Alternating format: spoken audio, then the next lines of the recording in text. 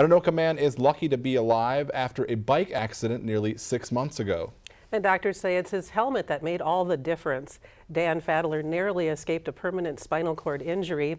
As CTN's Stephanie Ring explains, thanks to his helmet and other actions taken at the accident scene, he'll be able to continue his active lifestyle.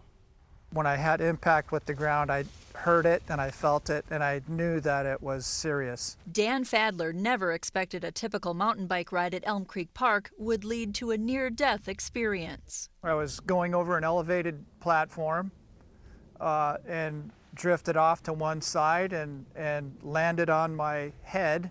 That fall was only about 6 feet from the ground, but enough to crack his helmet and break the top 2 bones in his neck. It's a dangerous fracture that can often lead to permanent paralysis.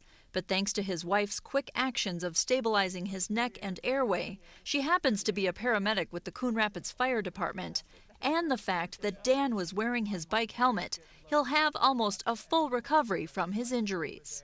And they also told us that if he had not been wearing a helmet, he would have brain trauma. They had no doubt he would have brain trauma on top of a spinal cord injury. That injury was painful. It led to a week in the hospital, 4 months in this halo device to stabilize Dan's neck, and now physical therapy to regain strength and range of motion. Yep, squeeze a little more and a pause. Yep.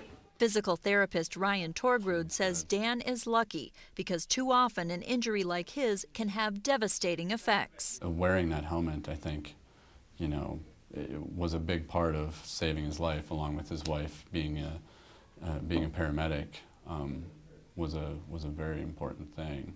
The front of the helmet has to cover the forehead.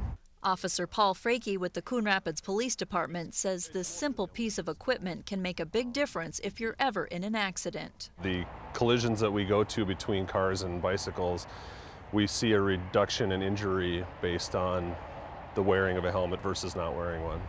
As for Dan, he was a believer in bike helmets before his accident, but now that belief is stronger than ever. I'll never go out of the garage not wearing a helmet on any two-wheeled device. Dan Fadler is very thankful that his injuries were not more severe. Doctors say he won't regain all of his range of motion in his neck, but enough for everyday function. Now, the Coon Rapids firefighters are hosting a benefit for the Fadler family later this month. It will be held at the American Legion on Crooked Lake Boulevard on Friday, November 16th. There's a dinner beginning at 5 p.m. and a silent auction as well.